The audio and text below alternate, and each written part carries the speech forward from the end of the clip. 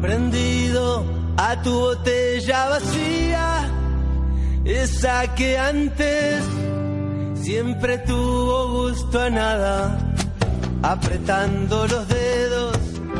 La voz a ti de vida, un programa de la Asociación Cultural Naufragio. A ese para avalanchas.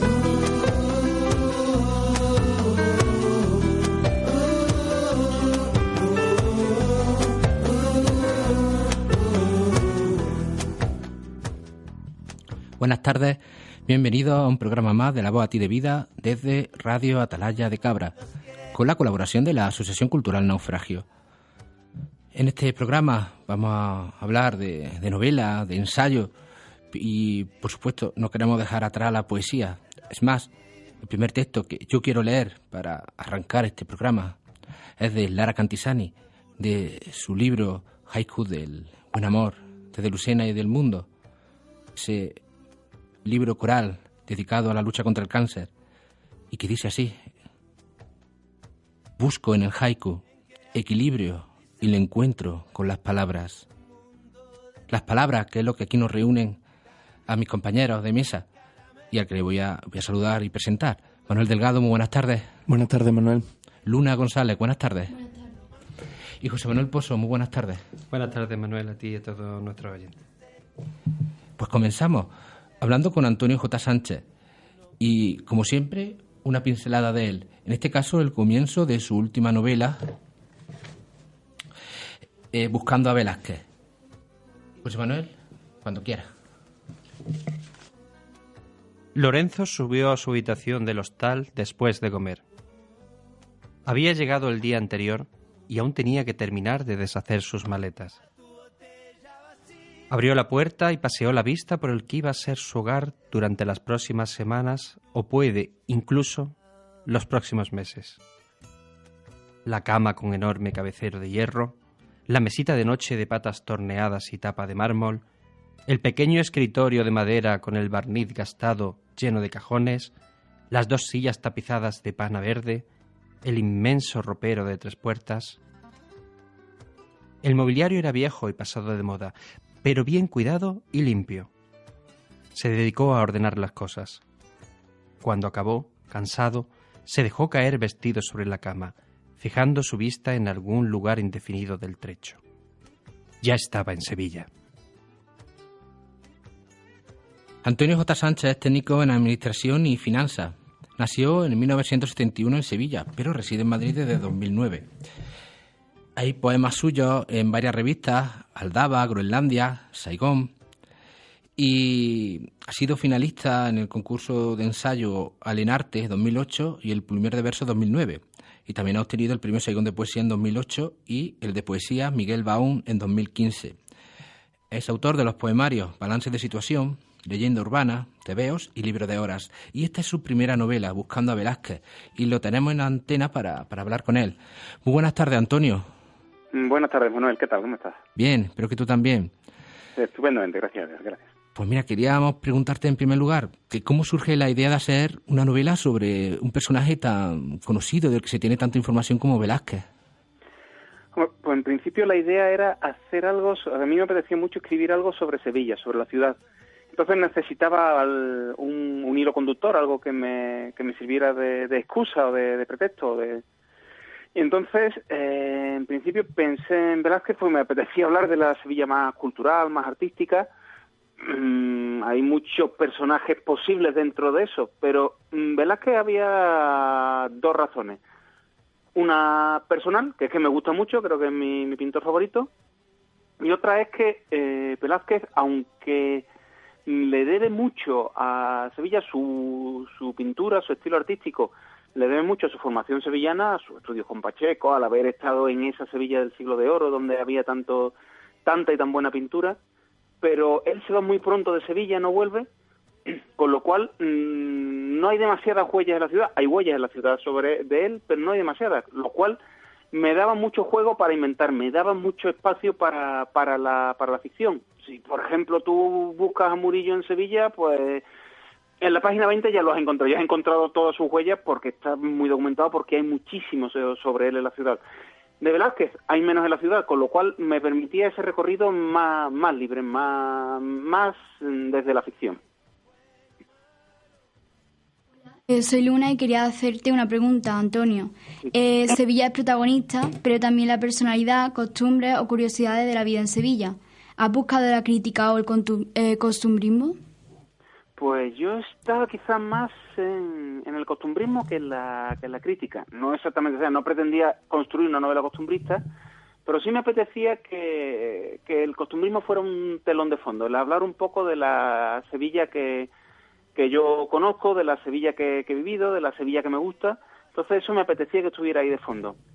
Crítica, pues en principio no era mi intención, pero después cuando algún amigo sí me ha comentado, que la ha leído y demás, en alguna presentación lo hemos comentado, de que sí hay algunas cosas que se nota que no me gustan de Sevilla y que se critican. No era mi intención criticar, no hay una crítica hiriente, no hay una crítica demasiado mordaz, demasiado incisiva, pero sí puede haber un poco más de crítica de lo que yo pensaba en un principio. Buenas tardes, Antonio. Soy José Manuel Pozo. ¿Qué tal, José Manuel? Ya sabes, uno de tus más fervientes seguidores. Y un gran amigo, sobre todo. Sí, eso más. Bueno, sabemos que, Antonio, que eres muy borgiano. ¿Cuánto hay de Borges aquí y cuánto hay de otros nombres de la literatura? Pues yo en principio, claro, cuando alguna vez me han comentado, oye, ¿qué hay de Borges y tal? Porque yo siempre soy muy Borges. Yo pensaba que no había demasiado, porque yo siempre pienso que aunque Borges quizá mi autor favorito, pero que él y yo estamos muy lejos. Hombre, primero evidentemente en talento, Borges y yo pasaba por allí, pero también él siempre busca mucho la épica, lo fantástico, y yo me suelo mover tanto en poesía como en narrativa en unos terrenos quizás más cotidianos, más del día a día, más cercanos. Pero después me he puesto a pensar y digo, el primer capítulo de la novela se llama Polvo de biblioteca. Empieza en un archivo de una casa noble. Después el protagonista va al archivo arzobispal, al archivo histórico municipal, va a la biblioteca universitaria de Historia del Arte. Entonces, el hecho, que fue inconsciente, que me salió así, pero el hecho de que se cogieran, para hablar de una ciudad, se cogieran como hitos, como puntos de referencia, archivos, bibliotecas, aunque también hay otros puntos de referencia, también salen tabernas y también salen otras cosas, pero que los archivos y las bibliotecas estén tan presentes, es algo que sí puede haber un eco muy de Borges ahí. Quizás Borges siempre lo contaba todo desde el punto de vista de una biblioteca, y quizás ese eco esté ahí.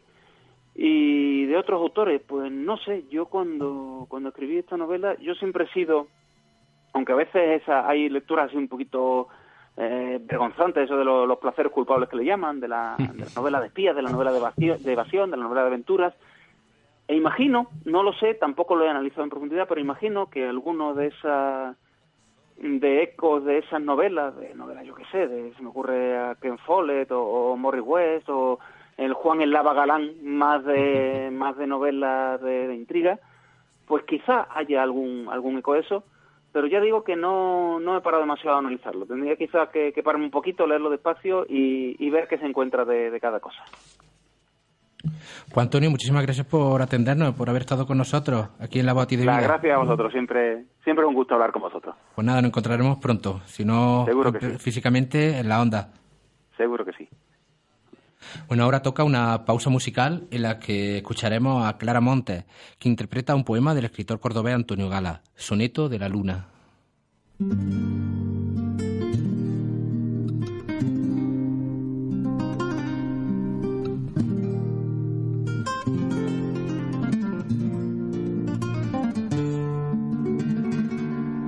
La luna nos buscó desde su almenar,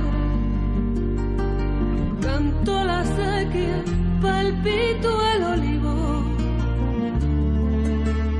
mi corazón intrépido y cautivo tendió las manos fiel a tu cadena.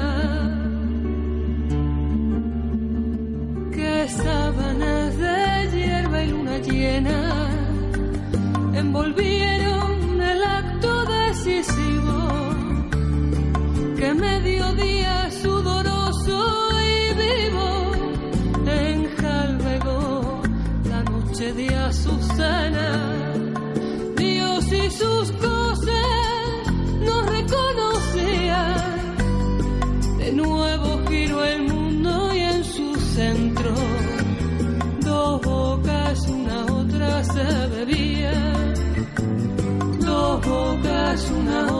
se bebían. Por las esquinas verdes del encuentro, las caricias ansiosas se perdían, como en una espesura cuerpo adentro.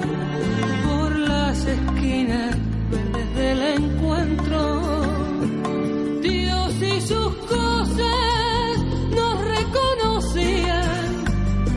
De nuevo giró el mundo y en su centro dos bocas una otra se bebían. Dos bocas una otra se bebían. Dos bocas una otra se bebían. Dos bocas una otra se bebían.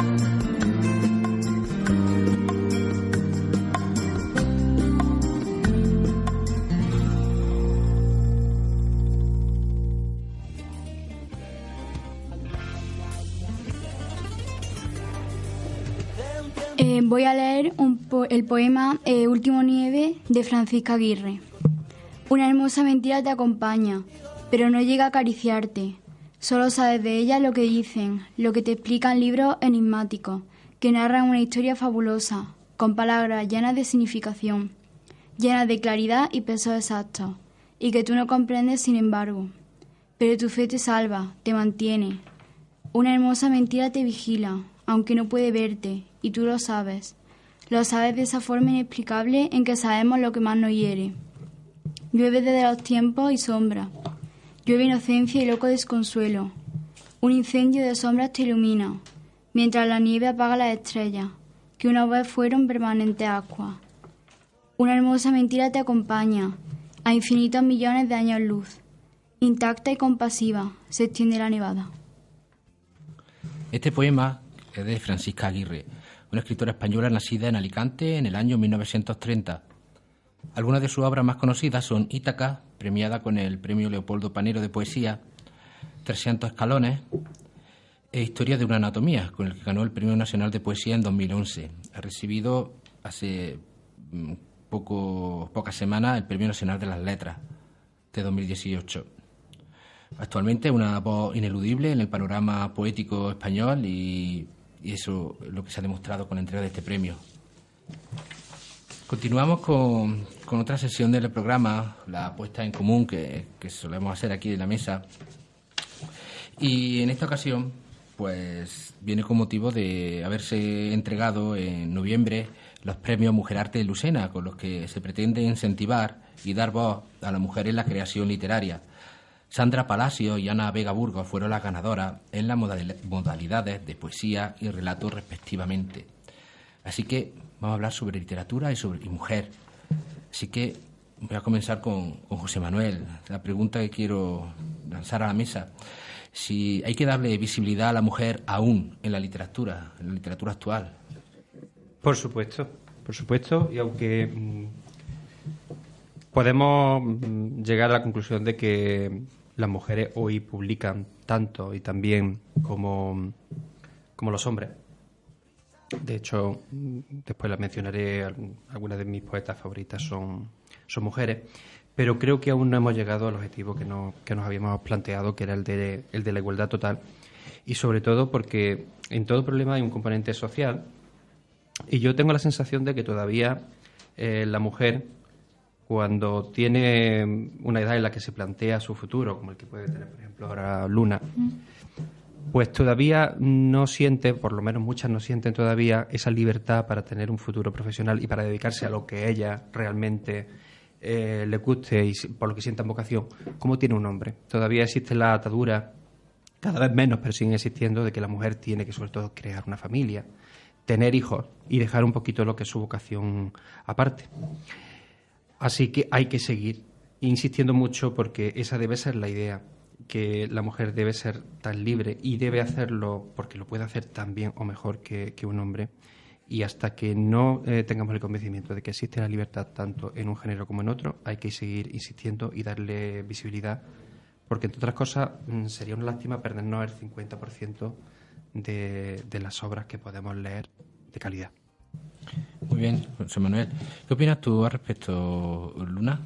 Hay que darle visibilidad a las mujeres y yo creo que todas las mujeres escritoras actuales tienen que tener el mismo reconocimiento que los escritores y de hecho en los países desarrollados en el que vivimos casi las mujeres tienen ese reconocimiento pero el problema está en los países subdesarrollados en los que las mujeres se ven obligadas a publicar mediante seudónimo.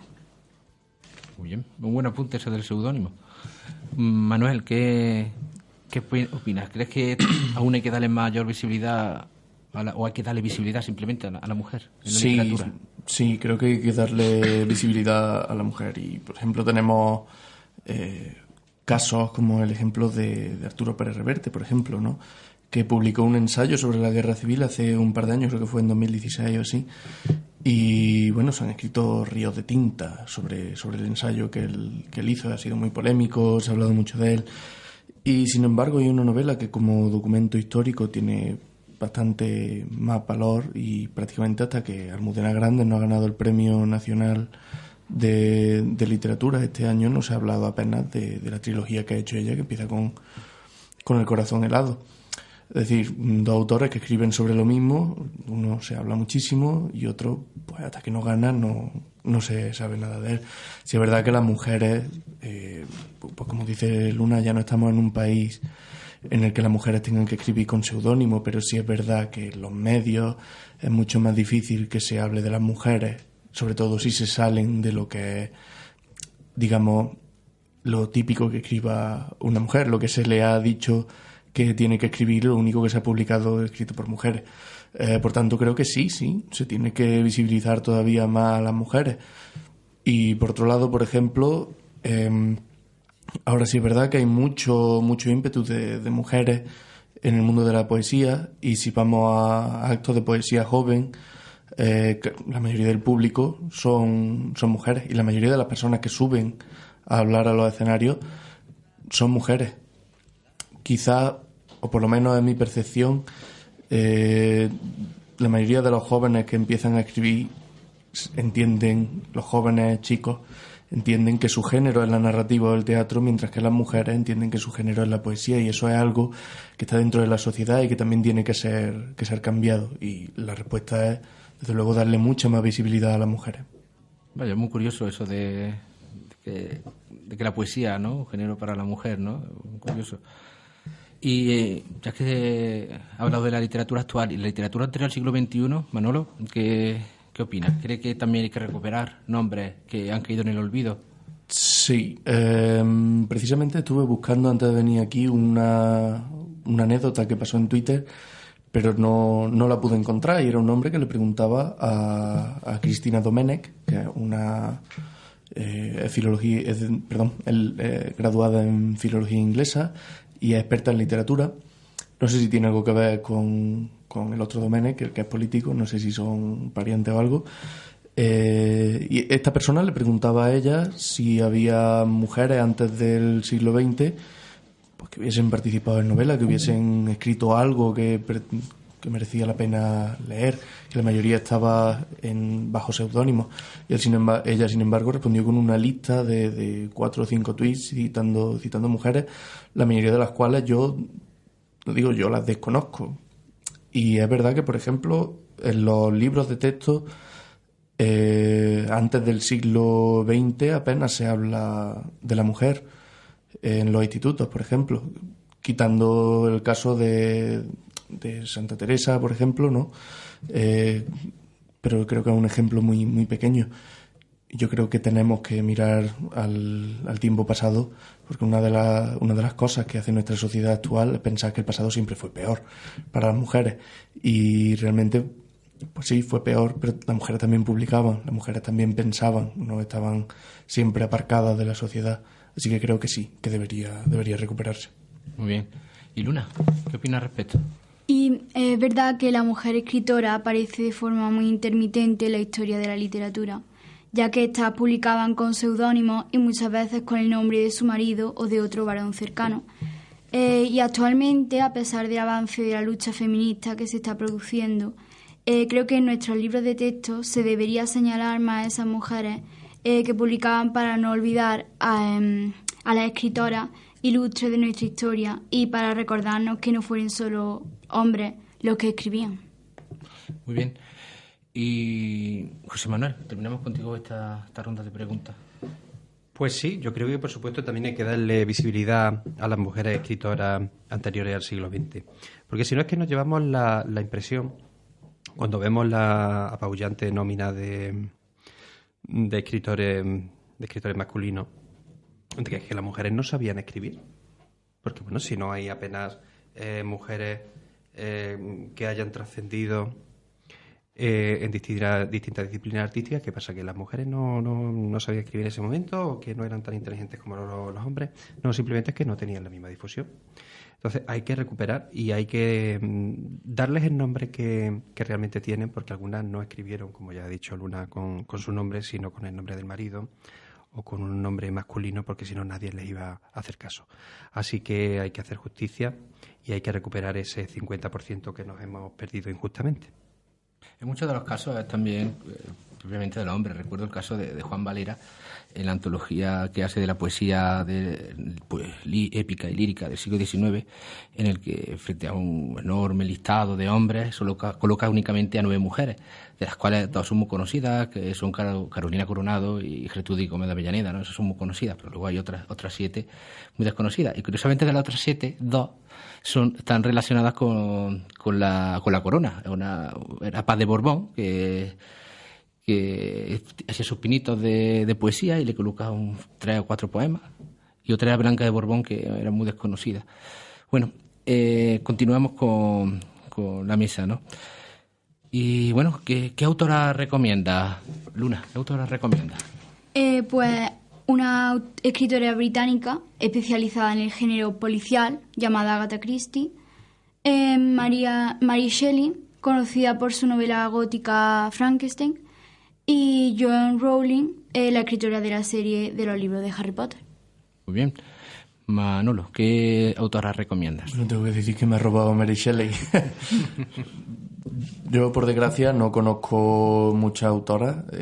Sí es verdad que trato de leer cada vez más cosas escritas por mujeres, pero es difícil. Y, por ejemplo, yo voy a recomendar pues, lo más famoso, ¿no? Entre ellas Mary Shelley, que para mi gusto escribió la mejor novela del siglo XIX. Bueno, realmente es una novela corta, ¿no? Pero escribió Frankenstein. Y del siglo XX yo creo que se debe reivindicar mucho el papel de Zelda Fitzgerald, porque su marido era bastante conocido y gran parte de su trabajo se lo robó a ella. Parece ser que muchas de las mejores frases del Gran Gatsby son autoría de Zelda. Por ejemplo, se dice que la frase que Gatsby dice... No, Gatsby no. La chica por la que él va, que no me acuerdo del nombre ahora mismo. Se dice que la frase que ella dice... espero que mi hija sea tonta y guapa porque como sea lista va a tener una vida muy dura. Se dice que la dijo realmente Zelda y que Francis se la robó. Y creo que hay que leerla a ella especialmente. Y luego también hay que comprender lo que estaban viviendo las mujeres, no solo ver los grandes actos de mujeres que sufren violencia de género, que sufren violaciones a un nivel de violencia física muy grande, sino que también hay que ver la sociedad en la que ellas crecían. Y por eso me gusta muchísimo la autora estadounidense Sylvia Plath, que habla precisamente, ella no habla de grandes actos que le hayan pasado a ella, de gente que le haya pegado o algo así, sino ella habla de una sociedad que le obliga a hacer una cosa que ella no quiere. Y su novela está basada íntegramente en eso. La campana de cristal es la novela. Pues luego realmente ella es más poeta que escritora. Perdón, que novelista. Y realmente la última persona que quiero recomendar, que creo que se la voy a robar a José Manuel, es Gloria Fuertes, que además hoy es día importante. Pues José Manuel, aprovecha el lance para todos los que nos gusta la poesía y el gran Gloria. Bueno, al hilo de lo que decías tú del robo de la propiedad intelectual por parte de los maridos hacia las obras de sus mujeres, yo recuerdo esa frase que nos da siempre tanta grima, que detrás de cada gran hombre siempre hay una gran mujer. Podríamos apostillear Y de hecho muchas veces le escribe. Eso pasa con muchos presuntos autores. Bueno, pues yo me gustaría recomendar, ya que últimamente tiro poco de poesía y cosas raras en mí, porque es lo que más me gusta. Aprovecho para recomendar dos autoras y mato dos pájaros de un tiro, porque siempre en poesía pues tienen menos difusión, la gente las conoce menos, por desgracia. Como son Amalia Bautista, una autora muy fácil de leer y muy, muy amena, porque tiene un verso muy directo, con un ritmo estupendo, que entra muy bien a primera lectura, como diría Concha García, de Casílabo maravilloso, con temas muy cotidianos y que se lee del tirón y con un gusto impresionante. Y como no, Raquel Lansero. Yo siempre, si tengo que recomendar a una mujer, pero si tuviera que recomendar a alguien, no hace falta que me digan que sea una mujer, ¿no? Seguramente mi poeta actual favorita es sin duda alguna Raquel Lansero, que ya la hemos mencionado y me temo que la seguiremos mencionando en este programa porque se lo merece. Sí, estoy contigo. Raquel ya, por más casi... Siempre hablamos de ella de alguna manera, ¿no? Siempre tenemos alguna referencia, ¿no?, de Raquel Lansero en este programa. Ya no es Raquel Lansero, ya es Raquel, simplemente. Además estuvo en Lucena hace poco también, precisamente con motivo de la entrega de los premios Mujer Arte, ¿no? Bueno, pues hasta aquí ha llegado esta puesta en común sobre literatura y mujer. Vamos a la sesión de recomendaciones. Y voy a empezar por Manuel Delgado. ¿Qué libro nos recomienda hoy en el programa? Bueno, como hemos estado hablando de mujeres, quiero recomendar una novela histórica que ha escrito una escritora británica, Jessie Barton.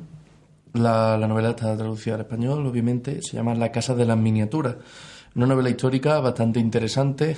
Cuando la leí me resultó un tanto incompleta, pero luego busqué más información y ya entendí por qué la novela estaba tan incompleta. La novela cuenta la historia de una casa de muñecas que está ahora mismo en exhibición en el Rijksmuseum en Ámsterdam. Y es una novela que trata la historia de Petronella, que es la chica que construye la casa de muñecas, que es la que tiene la casa de muñecas. Y es una novela bastante interesante que habla se mete muy bien dentro de la época y te da a entender pues todo el tiempo del Ámsterdam del siglo XVII, con la reforma religiosa, con el poder de los burgomaestres. Además, una novela muy bien documentada, con mucha ficción, por supuesto. Por ejemplo, la casa se construyó con 800 artesanos, mientras que ella, porque es una obra de arte espectacular, mientras que en la novela ella solamente menciona a un artesano que construye la casa, ¿no? Pero bueno, es bastante interesante y te mete muy bien dentro de la época, que a fin de cuentas lo que tiene que hacer una novela histórica. Muy bien, gracias por la recomendación. Luna, ¿qué libro nos recomienda? Pues Los 10 negritos, de Agatha Christie, que es una autora que nombré anteriormente, y para mí es una de las mejores novelas góticas de la literatura, porque está llena de intriga, de suspense y de terror. Y esta novela trata de 10 personas que reciben una carta anónima y muy persuasiva que lo incitaba a acudir a una isla, y todos accedieron, pero conforme pasaron los días se dieron cuenta de que en realidad estaban encerrados y de que una inocente canción de cuna enmarcada en las paredes de la casa donde habitaban iba a ser una sentencia mortal para ellos. Y uno a uno fueron asesinados conforme avancea la novela, según la profecía que dictaba la canción. Y sobre todo me gusta porque Agatha Christie juega con la mente de los personajes hasta enloquecerlos, ya que en realidad no saben cuál es la identidad del asesino, pero sí saben que tiene que ser uno de ellos, ya que nadie más habitaba en la casa. Entonces es uno de los libros que más me gusta de ella, y porque te deja intriga hasta la última página. Muy bien, gracias por la recomendación. Y bueno, José Manuel, ¿qué libro recomiendas?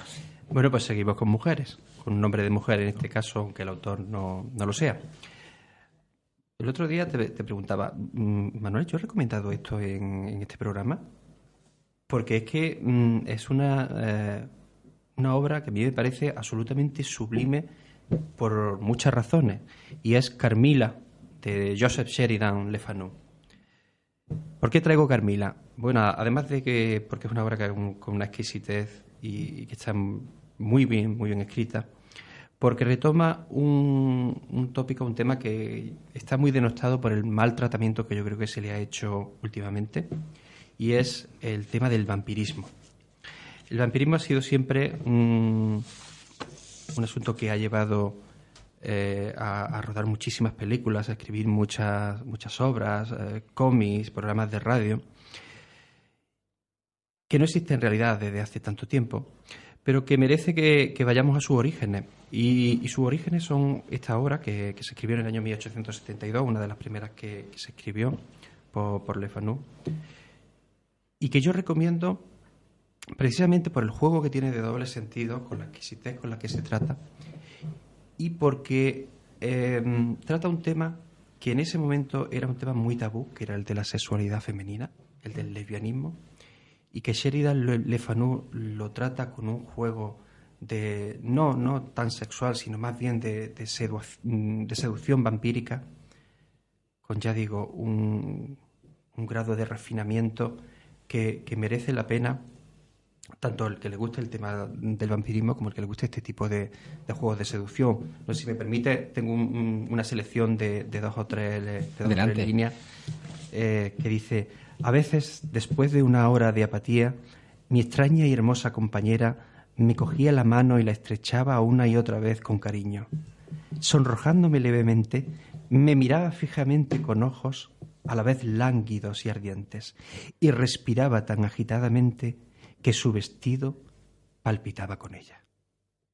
Laura, que es la protagonista de esta novela, es una chica, como podrán descubrir nuestros oyentes, hipersensible, un poco aislada, algo enfermiza en su temperamento, que vive en un castillo de Estiria, en Austria, y que recibe un buen día, por mor de un accidente de carro que se produce cerca de su casa, la visita de un misterioso personaje llamado Carmila, y el padre de Laura le invita a pasar una temporada con ellos hasta que se recupere.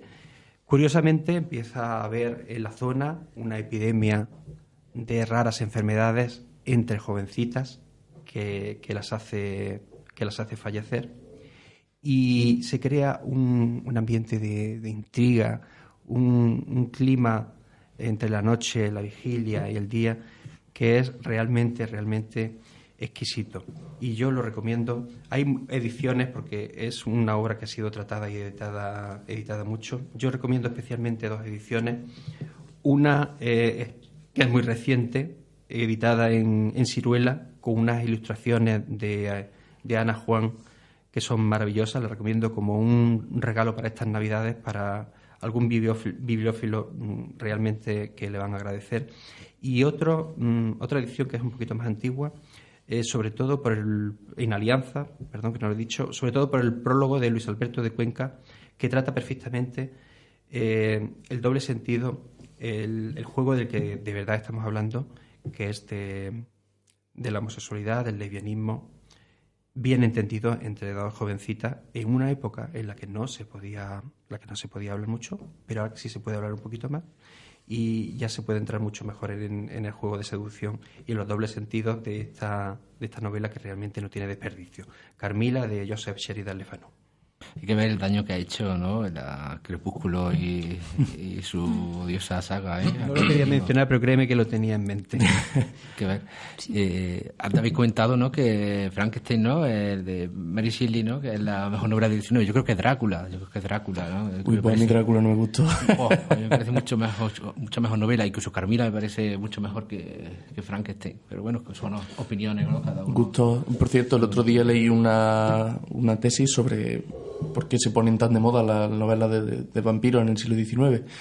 Y es porque muchos de los mitos de vampiros vienen asociados con una enfermedad que llamaban, en inglés era consumption, que luego se ha demostrado que es tuberculosis. Y la gente se empezaba a poner pálida, empezaban a perder la salud, perder la fuerza. Uno de los problemas, de los síntomas de la enfermedad, es que el sol te molesta, y también el ajo, que el ajo te sienta mal. El vitíligo también se ha asociado mucho. Sí. La enfermedad que hiciera célebre nuestro querido Michael Jackson. Precisamente uno de los compañeros de Mary Shelley en este encierro que hicieron era Polidori, que fue el que escribió también una novelita sobre vampiros. Creo que no la terminó, pero la terminó posteriormente, ¿no? Ya más tarde en otro lugar. Bueno, pues gracias por las recomendaciones. Vamos a hacer ahora un nuevo descanso musical con Luis Pastor, que canta un poema de León Felipe, la canción Marinero. El poeta León Felipe, que nació en un pueblo de Zamora en 1884 y que falleció hace 50 años exiliado en México. Canción Marinero.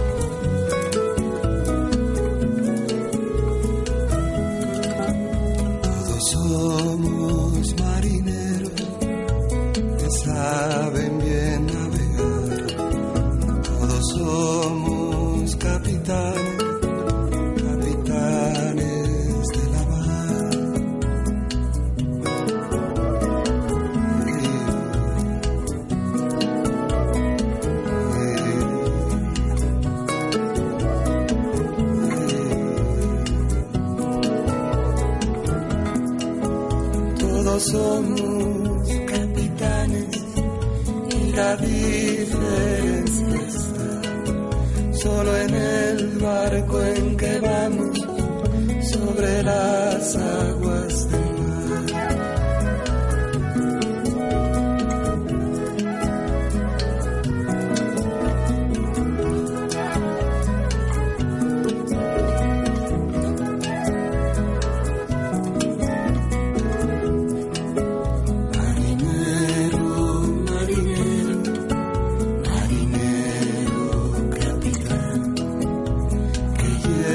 Un barco humilde sobre las aguas del mar. Marinero, capitán, no te asustes, naufragar el tesoro que buscamos. En el seno del puerto, sino en el fondo del mar. Marinero, marinero, marinero capitán, que llevas un barco humilde sobre las aguas del mar. Marinero, marinero, la diferencia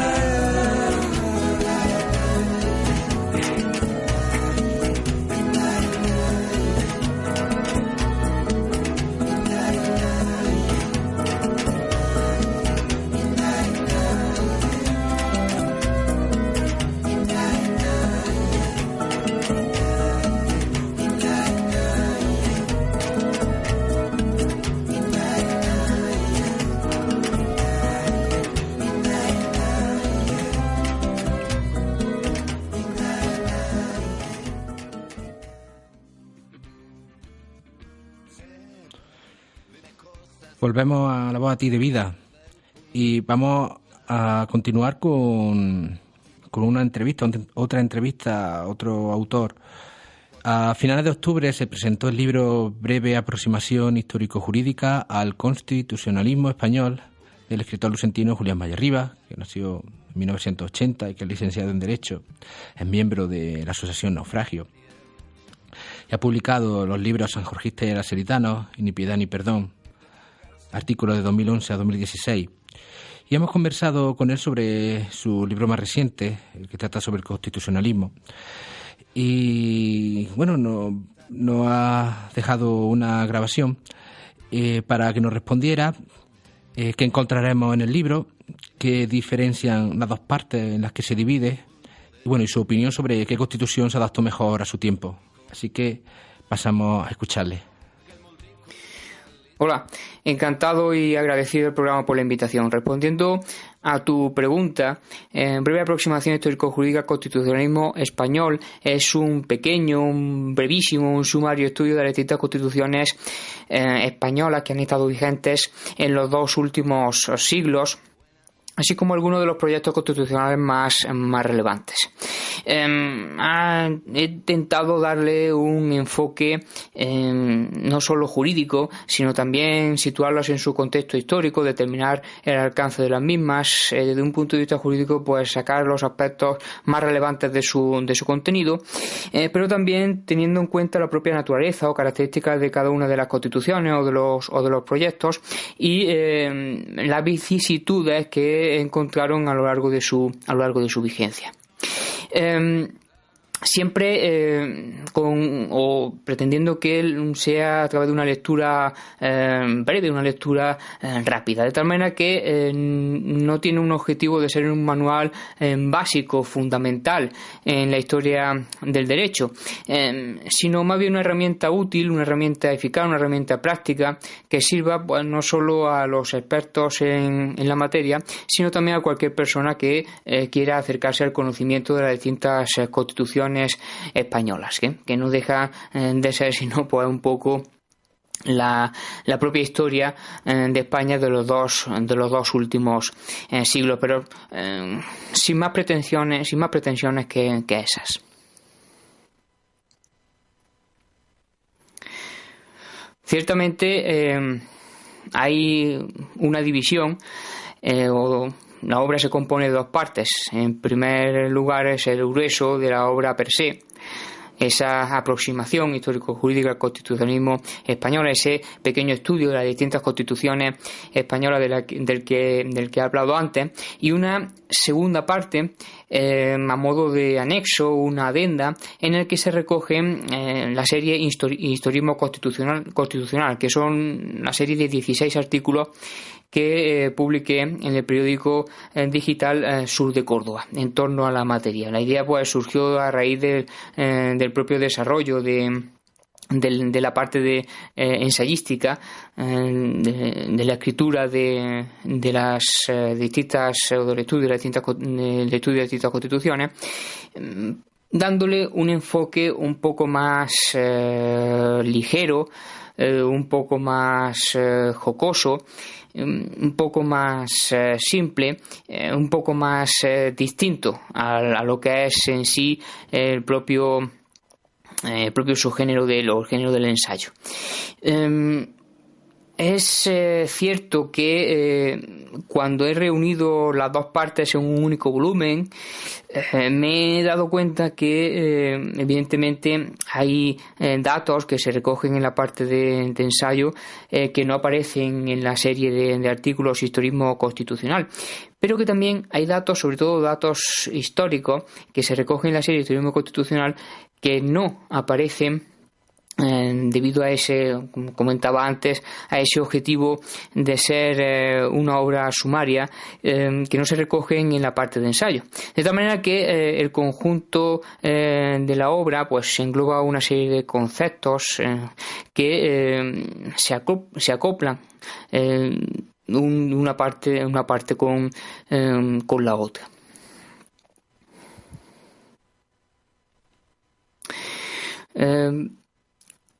Ciertamente las constituciones, todas las constituciones, también los proyectos constitucionales, son fruto de su periodo histórico, son fruto de su contexto histórico. Sobre todo porque son origen de los gobernantes de turno o de la tendencia ideológica de turno. De tal manera que no es que una constitución esté mejor realizada o mejor adaptada a su tiempo, sino simplemente que son el origen de su propio tiempo, de su propio contexto histórico. Sí es cierto que algunas la mayoría de ellas muy vinculadas a la tendencia ideológica del momento, pero no dejan de ser la propia realidad de su tiempo. Y la propia evolución de la civilización pues también se contiene, por mucha ideología que pretendan recoger, también se contiene en cada una de ellas. Ese problema que fuesen el producto de la corriente ideológica, pues llevó a que con cada cambio de gobierno o cada cambio de tendencia ideológica pues se buscase un cambio también constitucional. De ahí que haya tantas constituciones en nuestra historia y tan recientes en el tiempo una con la otra. Sí es cierto que si hablamos de buenas constituciones, sí son relevantes, por ejemplo, la Constitución, marcaría la relevancia de la Constitución de 1869, quizás la Constitución junto con la actual de 1978, la más democrática de nuestras constituciones.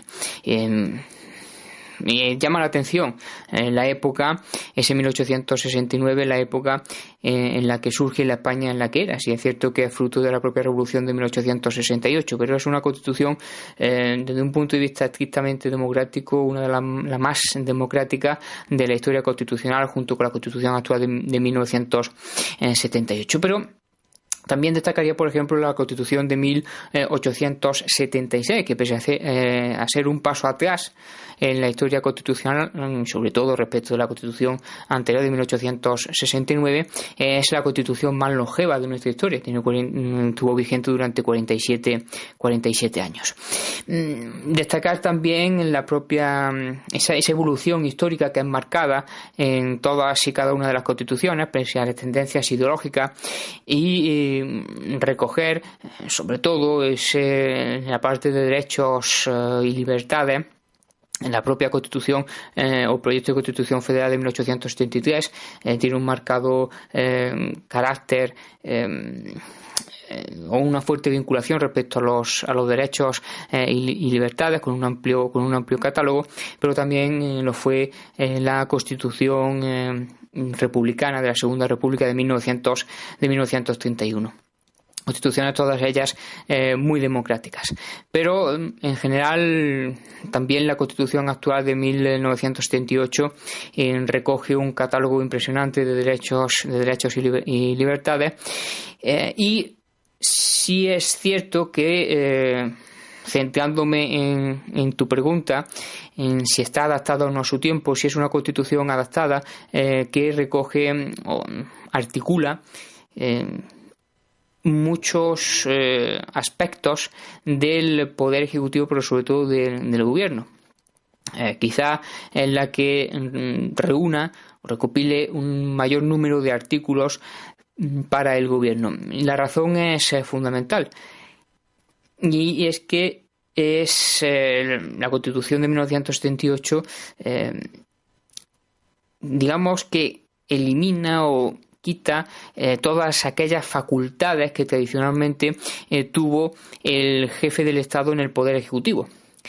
La función actual de la jefatura del Estado es una función meramente simbólica, de arbitraje o de mediación, de tal forma que todas esas facultades o funciones que tradicionalmente se atribuyeron al jefe del Estado las pierde y se atribuyen al gobierno y al presidente del gobierno, de tal manera que eso hace que sea necesario una amplísima regulación del gobierno, de la administración y de la relación del gobierno con otro de los poderes, con el poder legislativo, su relación con las Cortes.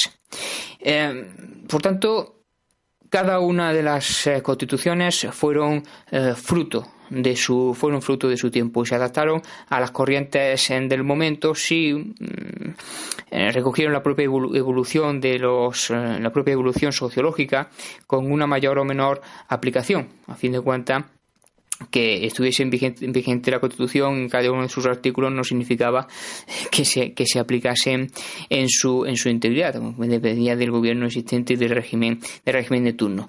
En el propio régimen franquista, las leyes fundamentales recogían en derechos o un catálogo también de derechos y libertades que evidentemente pues se aplicaban de forma arbitraria y de dudosa aplicación, pero también ocurrió con otras constituciones, y ya no solo con los derechos y libertades, sino con mucha parte de su articulado quedaron siempre al capricho de los gobernantes de turno y de los políticos de turno. Muchas gracias por la invitación. Un abrazo. Bien, damos desde aquí las gracias a Julián Valle por sus palabras y por habernos atendido en este programa. Breve aproximación histórico-jurídica al constitucionalismo español. Y bueno, y estamos ya en la recta final del programa, con las lecturas que traen nuestros compañeros de mesa, mis compañeros de mesa. Y vamos a comenzar con Manuel Delgado. ¿Qué texto traes para escuchar? Como estábamos todos de mujeres también, pues traigo un texto de un poema de una amiga mía y que medio conocía en la asociación, que es Rosa Verbel, que ganó UCO Poética hace un par de años, una chica de Sevilla que estudia en Granada y que ahora ha publicado su primer poemario. Además ha hecho una cantidad de trabajos de antología y de cosas que es impresionante lo que trae esta chica. Y publicó 3 poemas en una entrevista que le hicieron, y bueno, traigo uno de ellos que se llama Planes de futuro. Tenemos 40 años y un trabajo que odiamos, que nos hace pagar las facturas, llegar a fin de mes, tener eso que llaman dignidad y que se siente igual que la tristeza. Tenemos un trabajo y un piso en la playa, pero ante el mar soñamos un milagro, nuestra ropa en la arena como entonces y quedarnos así en la intemperie, uno enfrente del otro, con toda la extrañeza de los cuerpos desnudos, con esta luz precaria, con un amor que existe y no nos basta. Tenemos 40 años y 2 hijos que corren, que gritan y que lloran, porque la arena está demasiado caliente, porque nosotros discutimos, porque no hay nada aquí que nos divierta. Tenemos casa, hijos y demasiado miedo a la muerte, el cáncer de pulmón, a los contratos temporales, como la gente normal. Miedo de gente feliz, miedos felices. Como este insomnio dulce de los días laborables, esta nostalgia común y rutinaria. Tenemos 40 años y un país que no nos nombra. No cogemos aviones porque hemos olvidado cómo decir te quiero en otras lenguas, la violencia del viaje a la altura, cómo dormir tranquilos en hoteles lejanos donde nadie llama por las noches. Tenemos 40 años y una vida feliz, sin contratiempos, una vida segura, equilibrada. Pero después de la rutina, de la clase media, la propiedad particular, la realidad regresa inconformista. Bueno, nos queda apenas un minuto y quiero pues que termine nuestro programa lo que nos ha traído Luna. Voy a leer un fragmento del libro Fahrenheit 451, escrito por Ray Bradbury. Los libros eran solo un receptáculo donde guardábamos algo que temíamos olvidar. No hay nada de mágico en ellos, de ningún modo. La magia reside solamente en aquello que los libros dicen, en cómo cosen los harapos del universo para darnos una nueva vestidura. Por supuesto, no conoce usted estas cosas, no sabe de qué hablo. Pero usted tiene intuitivamente razón. Eso es lo que cuenta. 3 cosas faltan. Primero, ¿sabe usted por qué un libro como este es tan importante? Porque tiene calidad. ¿Y qué significa esta palabra? Calidad para mí significa textura. Este libro tiene poros, tiene rasgos. Si lo examina usted con un microscopio, descubrirá vida bajo la lente, una corriente de vida abundante e infinita. Cuanto más poros, cuanto más pormenores vivos y auténticos pueda usted descubrir en un centímetro cuadrado de una hoja de papel, más letrado es usted. Esta es mi definición, por lo menos. Narrar pormenores, frescos pormenores. Los buenos escritores tocan a menudo la vida, los mediocres la rozan rápidamente. Los malos la violan y la abandonan a las moscas. ¿Comprende ahora por qué los libros son temidos y odiados? Revelan poros en la cara de la vida. La gente cómoda solo quiere ver rostros de cera, sin poros, sin vello, inexpresivos. Este es un tiempo en que las flores crecen a costa de otras flores, en vez de vivir de la lluvia y la tierra. Los mismos fuegos de artificio tan hermosos proceden de la química de la tierra. Y sin embargo, queremos nutrirnos de flores y fuegos de artificio, sin completar el ciclo que nos llevaría de vuelta a la realidad. Pues terminamos nuestro programa. Muchísimas gracias por acompañarnos y nos vemos en el próximo. Si el Estadio Azteca me quedé duro, me aplastó ver al gigante. De grande me volvió a pasar lo mismo, pero ya estaba duro mucho antes.